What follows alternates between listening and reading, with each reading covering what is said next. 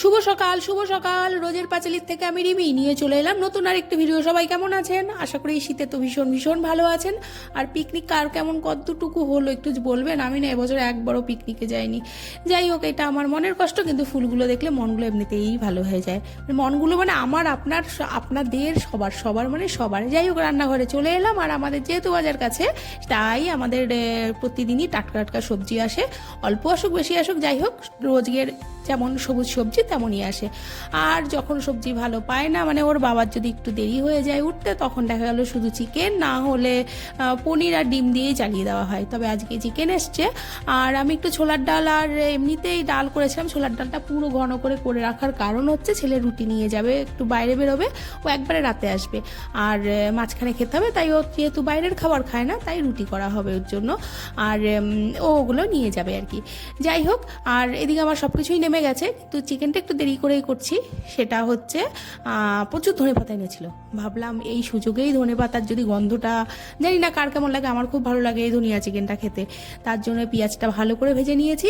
আর মুরগির মাংসটাকে ধুয়ে লেবু লবণ হলুদ দিয়ে মেখে রেখে দিয়েছিলাম ভালোভাবে। এইবার পেঁয়াজটাকে ভেজে তারপরে ওই মাংসটা ওর মধ্যে দিয়ে একটু হালকা ভাজা ভাজা করে, যেমন একটু, আর এর মধ্যে না একটু বেশি করে রসুন পড়ে আর কি।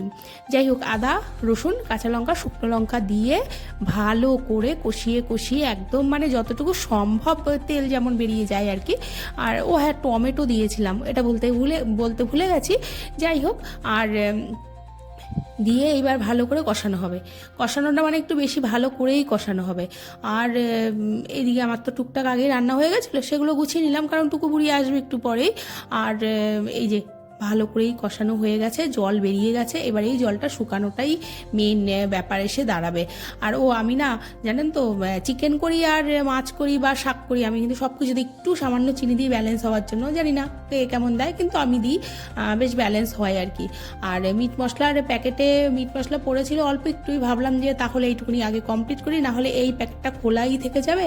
তাও এখন শীতকাল বলে তাই কিছু হয় না, গরমকাল হলে তো দুদিনেই কেমন হয়ে যায়। যাই হোক, তাই ভাবলাম এই মিট মশলাটা আগে শেষ করা উচিত, তাই এটাকে আগেই শেষ করে নিলাম। আর এই যে আমার ভালো করে কষানো হয়ে গেছে।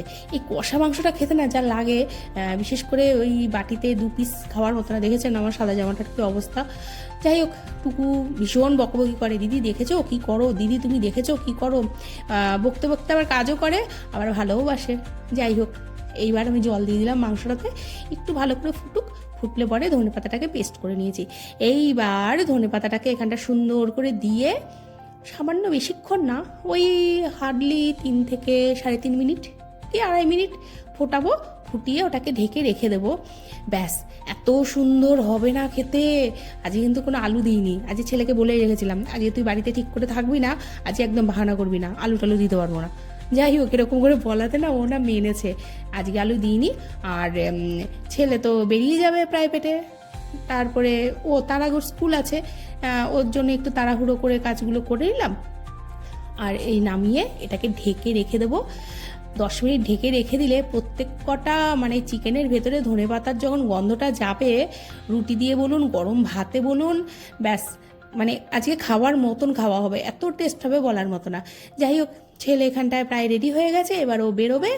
আর ধীরে সুস্থে ও বেরুক, বেরোলে পরে আমিও একটু বেরোবো, আমারও আজকে একটু বাজারে দরকার আছে।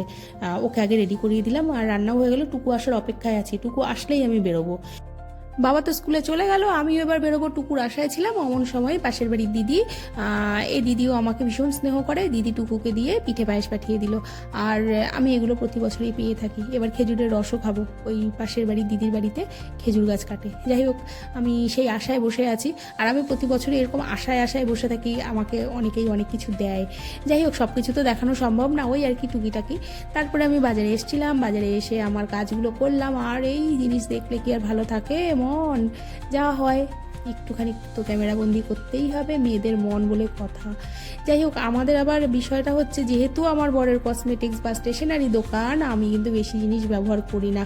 আমি দেখতে দেখতে না আমার চোখ একঘেয়ে হয়ে গেছে, কিন্তু ব্যবহার করলে করা যায়, এক সময় করিও।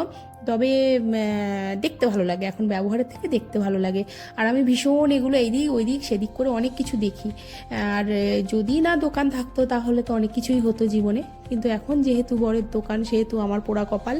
যাই হোক, আর ভালো লাগছে না জিনিসগুলো। আর এই কানেরটা আমার খুব পছন্দ হয়েছিল, কিন্তু ওই পছন্দ পর্যন্তই সার নেওয়ার হবে না। আর এই হাতের ব্যাঙ্গেলটাও ভালো লেগেছিলো, এটা অনেক সময় এক পায়েও পরা যায়। যাই হোক, দেখে বাড়িতে আসলাম, বাড়িতে আসার পরে প্রায় সন্ধে লেগে গেল। আর ওপর থেকে জামা কাপড় আনতে হবে, একটু দেরি হয়ে গেছিলো আসতে। ওপর থেকে জামা কাপড় আনতে গিয়ে দেখছি সূর্য মামা ডুবু অবস্থায়, ভাবলাম একটু ক্যামেরা বন্দি করি। যাই হোক, এইবার এখান থেকে আমি জামা কাপড়গুলো তুললাম, জামা কাপড়গুলো তুলে এক সাইড করে রাখলাম, মানে বড় গামলাটায় করে রাখবো। রেখে আজকে একটা জিনিস বানাবো, সেটা হচ্ছে কি, ঈশিতা প্রচুর লেবু দিয়ে গেছিলো, বেশ বড় বড় অনেক লেবু। এবার এত লেবু তো খাওয়া সম্ভব না, তাই লেবুগুলোকে সুন্দর করে কেটে ছিঁড়ে রস বের করে এই থালাটার মধ্যে রাখলাম। এর মধ্যে চিনি গুঁড়ো করে দিয়ে দেবো। তারপরে এটাকে 4-5 দিন রেখে দেবো। গরমকাল হলে সব থেকে ভালো হতো, কিন্তু যেহেতু গরমকাল নয় সেহেতু এরকম করে রেখে দেবো। রেখে 4-5 দিনে এই জিনিসটা না, চিনি আর লেবুর রসটা একসাথে হয়ে গিয়ে একদম ইনস্ট্যান্ট পাউডার তৈরি হয়ে যাবে, যখন যেমন ইচ্ছায় লেবু পানি খাওয়াই যায়। যাই হোক, এটাকে তৈরি করে রেখে দেবো। এবার বেশ 4-5 দিন এইভাবেই রেখে দিতে হবে। আর একটু রোদে দিলে দেওয়া যায়, কিন্তু শীতকাল তো, শীতকালে একটু সময় লাগবে, গরমকাল হলে ভীষণ ভীষণ তাড়াতাড়ি হয়ে যেত। যাই হোক, তারপরে ছেলের জন্য একটুখানি মুড়ি আর চানাচুর এনেছিলাম। ও রাত্রিবেলায় এসে একবারে খেতে যায় না, যখনই আসুক না কেন, ও আসলে পরে ওটা দেবো। দেওয়ার পরে তারপর যাবো, রাত্রে রুটি করা বাকি আছে, এখনও রুটি করব। আর দুপুরে আছে, কিন্তু আলু নেই, তো হয়তো একটু আলু ভাজা করতে হবে। চিকেনের মধ্যে যদি আলু থাকতো তাহলে আর আলু ভাজাটা করতে হতো না, আলু ছাড়া তো চলেই না। আর এই পর্যন্তই আমার ভিডিওটা আজকে এখানটায় রাখবো। যদি ভিডিও একটুও ভালো লাগে অবশ্যই লাইক কমেন্ট শেয়ার করবেন, ভালো লাগলে অবশ্যই আরেকটি লাইক দেবেন। আর ভিডিওটি কেমন লাগলো জানাবেন, আর ভালো লাগলে অবশ্যই অবশ্যই বলবেন। আর এই পর্যন্ত ভিডিও, দেখাবো অন্য আরেকটি ভিডিও। ততক্ষণ শুভরাত্রি, সবাই ভালো থাকবেন, সুস্থ থাকবেন, সাবধানে থাকবেন। আজকের মতন এখানটাই দেখা হচ্ছে নতুন ভিডিওতে।